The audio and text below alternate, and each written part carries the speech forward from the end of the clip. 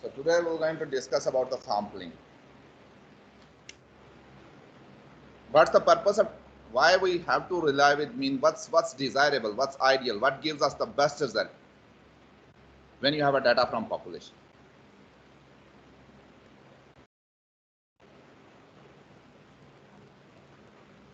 It tells you the reality. It's very much authentic when you have information from the population. But as population is a very large entity, so it's very much challenging. Most of the time people they fail to screen everyone, so they have to rely with sample, and with sample there is a possibility of error, and it's your responsibility to minimize it.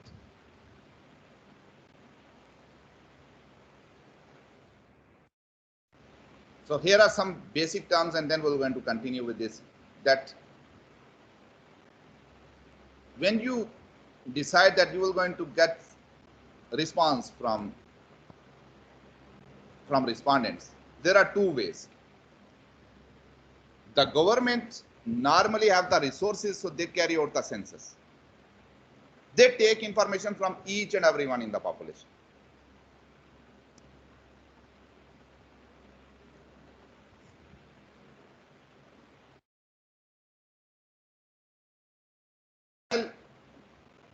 When we use the word sampling, mean you just use a subset. You do not collect information from everyone. Rather, you take only a fraction of population.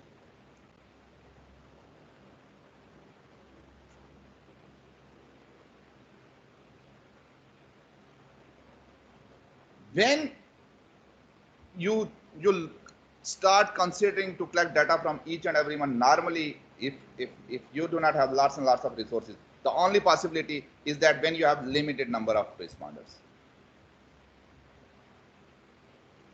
the population is small. But when you have decided the census, it's become a compulsion that you need to gather data from each and everyone. You cannot even leave a single case. You have to collect data from everyone in the population. That's a compulsion. If you just missed a couple of cases, still in that case, that data will not be a population data. It will be a subset. Although the sample size will be huge, but still it will be a subset.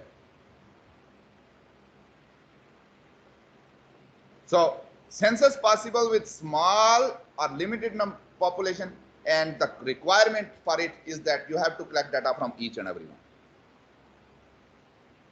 You cannot just exclude a single case. While when it comes to the sampling, normally we decide to choose the sampling because population is large and we cannot screen everyone. And secondly, the population is homogeneous, mean the population is more or less same in case of those characters which we are looking for. And what's the advantage is, mean it's these are the two things: the resources we need and the time it needs. So by taking a sample, we can just reduce the resources as well as the cost of research. So these are few terms that like mean when you select a sample, and you select a sample because there are two types of studies, and we already discussed them in much more detail. That one is the quantitative studies, and other one is the qualitative studies.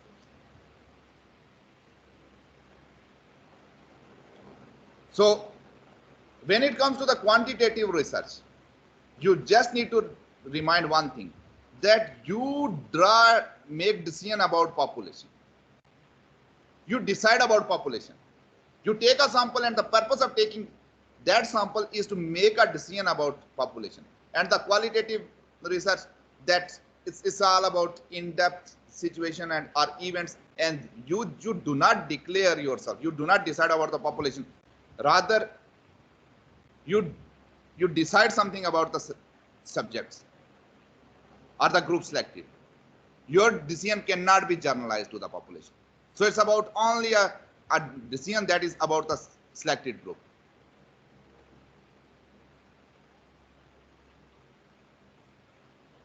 That's why in case of quantitative research, normally you have a large sample size. Qualitative, small. because now you need in-depth understanding. So normally you have unstructured questionnaires that includes interviews.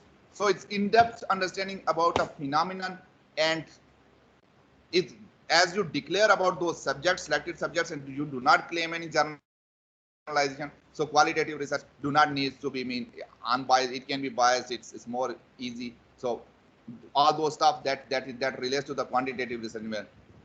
So in order to generalize your results, you must need to be unbiased, and you must need to represent the population. They do not claim about the population qualitative research. So all these criteria to remain unbiased, to represent the population, do not have nothing to do with qualitative research. While as far as sample size is concerned, is predetermined in case of quantitative research, because you are deciding about the population. The only concept is that in quantitative research we decide, we generalize our results towards the population, while in case of qualitative research, as we do not generalize our results towards the population, we just describe some phenomena, but we describe what's going on in the population. So we describe that regarding the selected groups only. So we do not take care about sample size. Whatever we have sample size, and we continue with it. But in case of quantitative research, you just need to make sure that we already predetermine that what sample size is suitable to represent the population. As in case of qualitative research, you do not claim anything about the population, so the sample size is always flexible.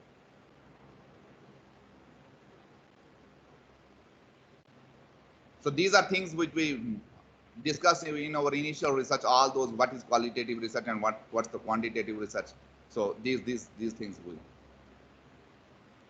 What are the advantages of sampling? Save time, energy, resources, financial, all that stuff. So when you take a sample, it's a trade-off between advantages and disadvantages.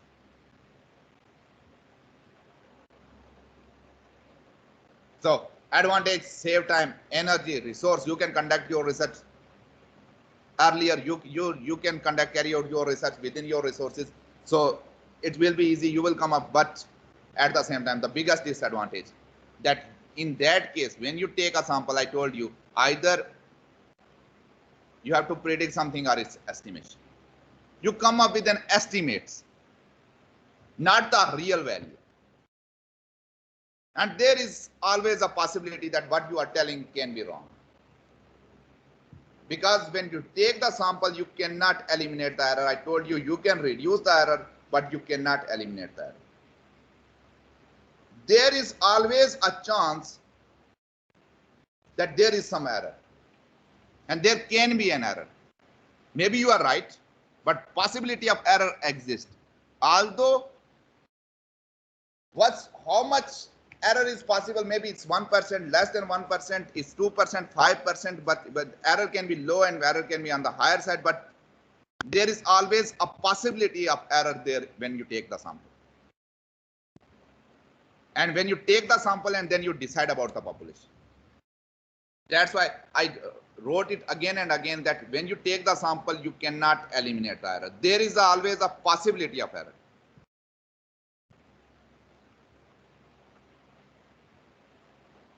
The possibility always exists.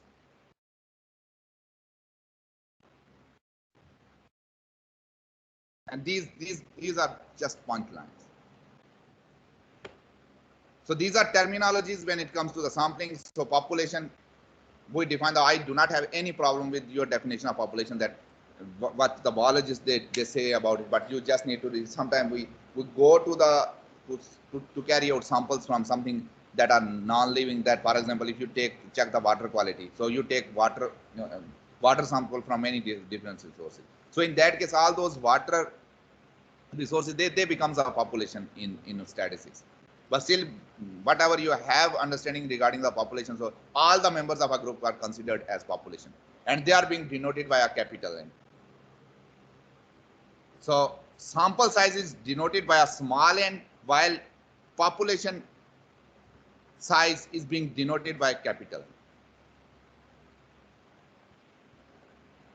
So all the members of a group under consideration are and is being denoted by capital N, population.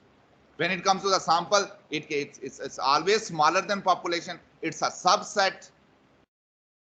So as it is drawn from the population, so it cannot be larger than population, so it's a subset. So it's being denoted by, the sample size is normally denoted by small n.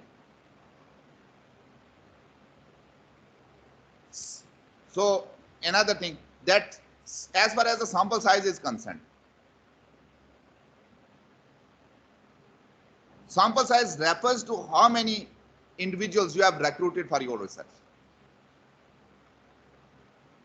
And please do remember that the size of sample in the quantitative research, we have techniques to calculate the sample size, and we're going to discuss them in our future lectures. But for a very limited period of time, you just need to remember one thing, that every population, the desirable sample size for every population is different.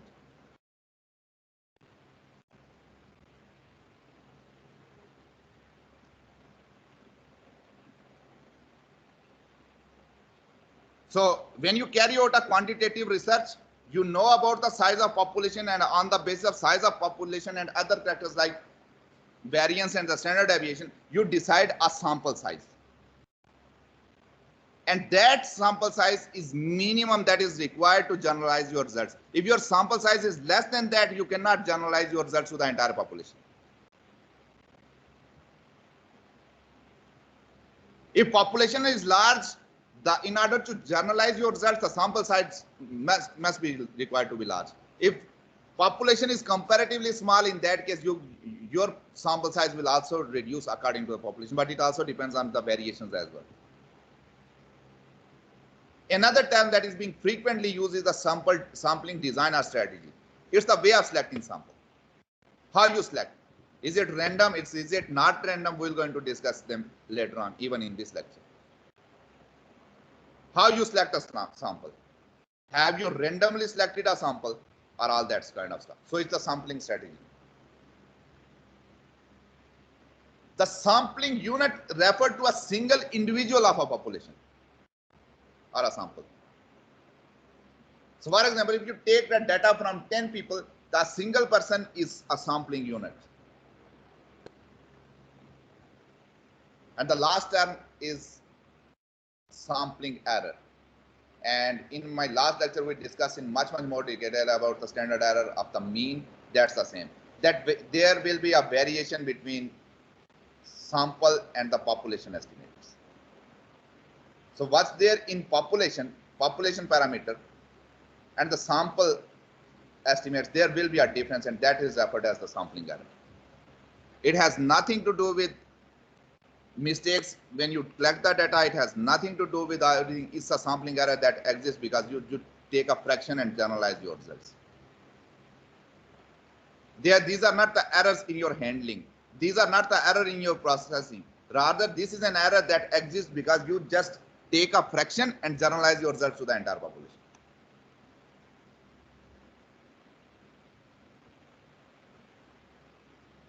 So these are three principles, and we discussed one by one in my last lecture that there will be always a difference between a population parameter and sample values.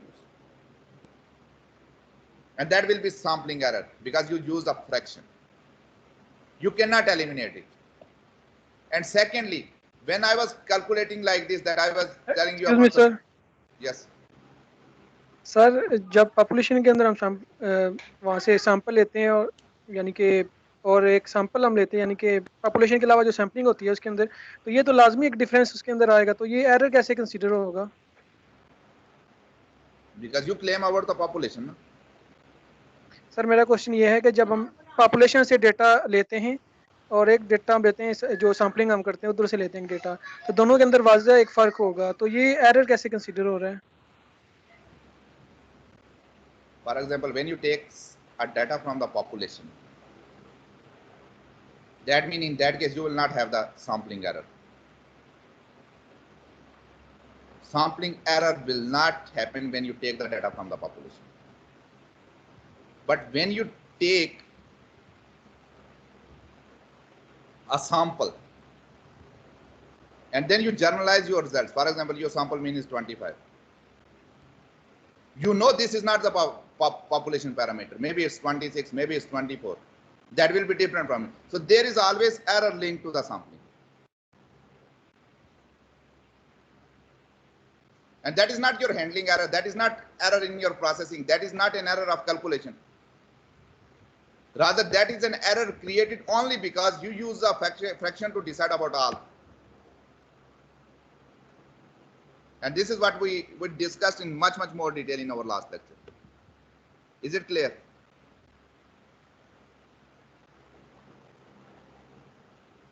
Just feel comfortable. And I use the word mostly. Mostly mean in rare cases is possible that maybe you do not have, but that must be rare.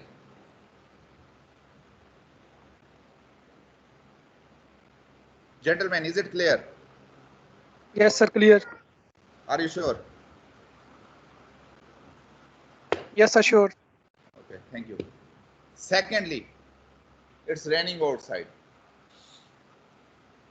So it's a good weather. Increase in sample size reduces sampling error and get true population estimate. Once again, the last section of our lecture. That when you are going to increase the sample size, your error will going to reduce because the sample size appears as denominator. And the last thing, greater the differences between the sampling units, greater will be sampling error. Do you remember the standard deviation? It appears as denominator. Yes, sir. Yes, sir. So if there will be more differences between them, dispersion, there will be more error. Because now the outliers will be contribute more. And those outliers, they will drag the sample away from the population parameter, population. So these are three principles that are compulsory. You cannot eliminate the error. Error is always there. Possibility of error is always there.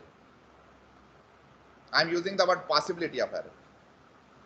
Secondly, when you increase the sample size, you can reduce the sampling error. But you cannot eliminate the sampling error. Even if one person is, because technically, even if a single individual is being missed, still there is a possibility that there will be difference, although that difference will be very small.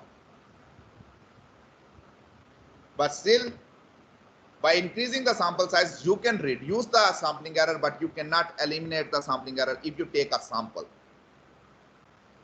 In order to eliminate it, you have to collect data from each and everyone, that is a census, data from population. Another very important thing, that greater the difference between the sampling units, the greater variations you see within your sampling units, the greater will be sampling error. So three principles. You just need to remember them. So why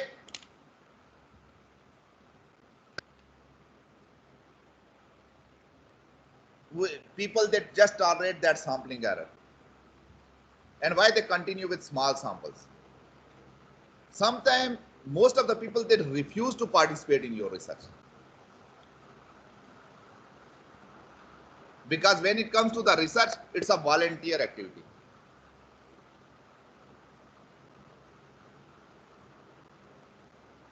So even there is a possibility that if you have resources to visit to the field, still you cannot force anyone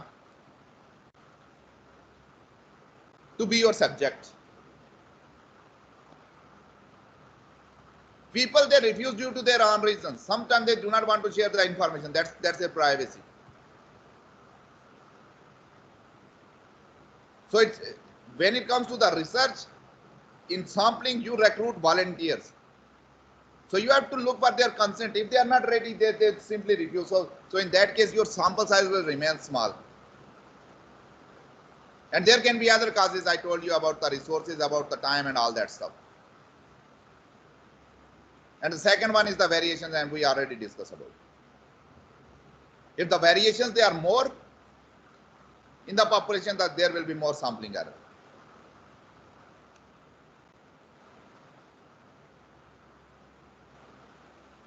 And now we're going to talk about the sampling strategies.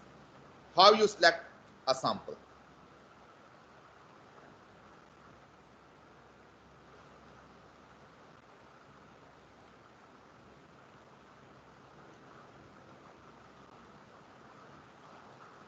I need a blank sheet, so let me switch to a blank sheet.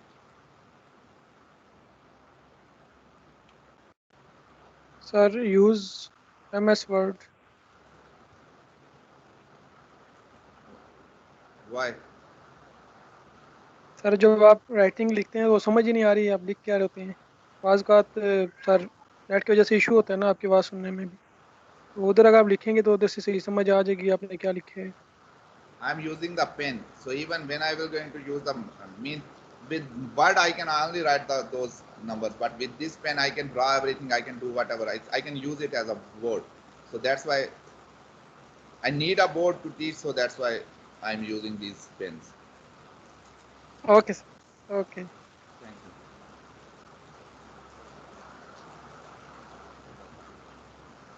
And if you feel anything that you fail to understand, please ask me. It's my responsibility to. Can you hear me now? It's raining. Yes Yes, sir.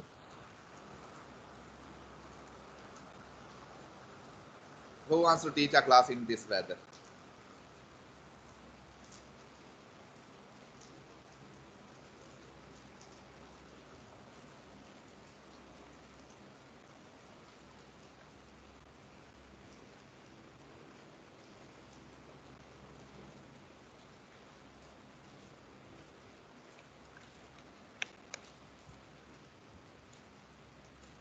Okay, hopefully this will work now.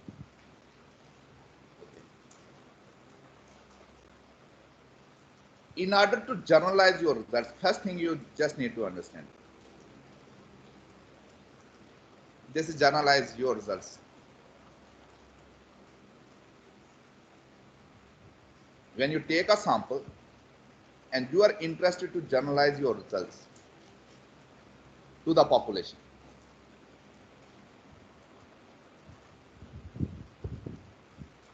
the first thing you need to try is the randomization.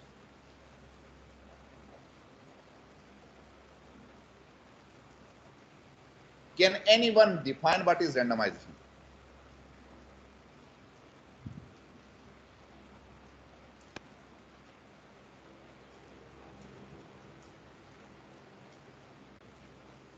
Sir anyone have equal chance Randomization means every subject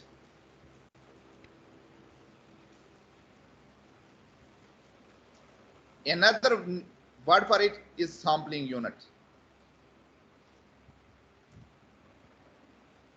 Every sampling unit has an equal chance to be selected.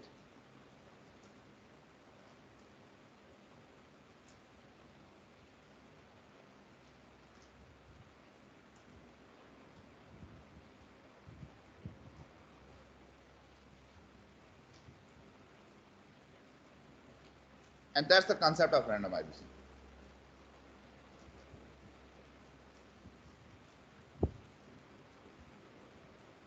Each and every subject has an equal chance to be selected. So how you ensure randomization? That's the question.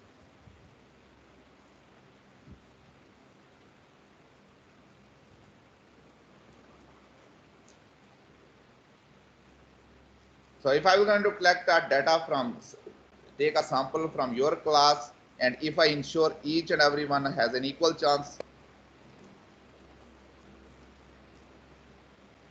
to be selected from that, for example, if this is all your class, these all dots, they represent people, and if everyone has an equal chance to be selected, that means it's randomized.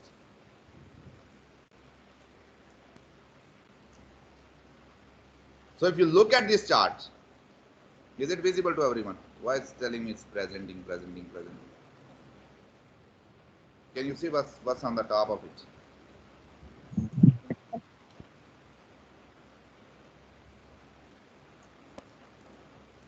So if you look at this chart,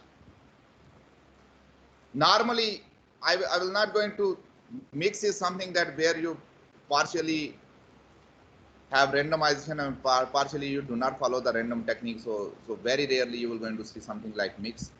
So normally there are two types of sampling strategies. Is it visible on your screen? Yes, sir. Okay.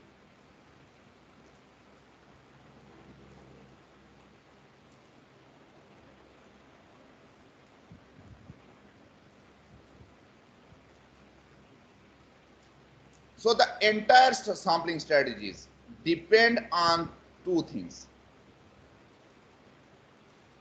Whether you ensured randomization or not. Ensuring the randomization means you give whether you gave an equal chance to everyone or not.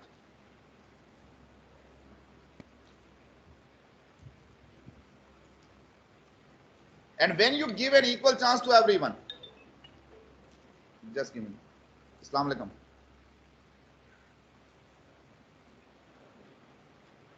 बस मैं भी आया. Okay. कोई issue. Okay. When you give an equal chance, that we name it as the probability sampling or random sampling.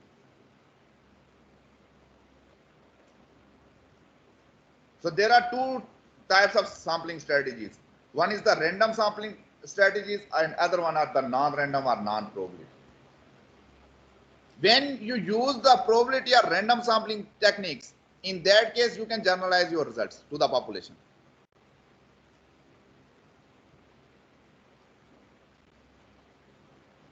And if you adopt some non-random or non-probability sampling techniques, in that case you just will going to claim about your subjects.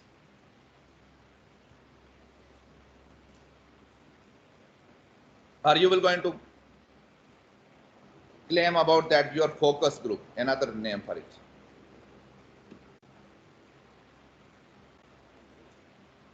So we are going to start with random sampling techniques.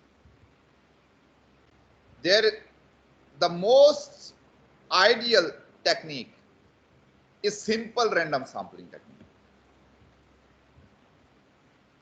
We name it as the simple random sampling.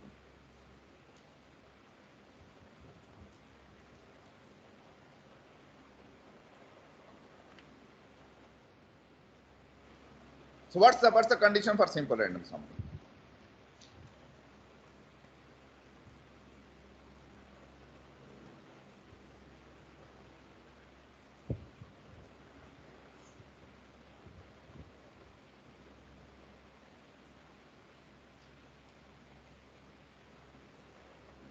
First condition is the population must be homogeneous. That must be similar. And at least homogeneous for your desirable trait. And second practical issue is that you carry out simple random sampling with population that is not very, very large. Not possible. Simple random sampling is not possible with very large population. Either the population is comparatively small.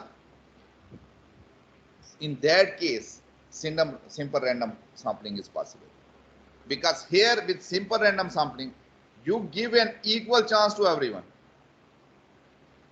So one is the homogeneous and other one is not possible with very large sampling. So what are the strategies you adopt when it comes to the simple random sampling? Each and every sampling unit has an equal chance to be selected. So how you ensure randomization? There are three ways we can ensure randomization. One is the fishbowl, other one we can use the computer programs, and third is the random number generation.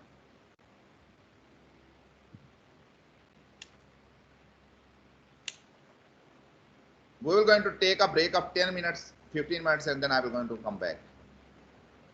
Is it clear? Is it okay?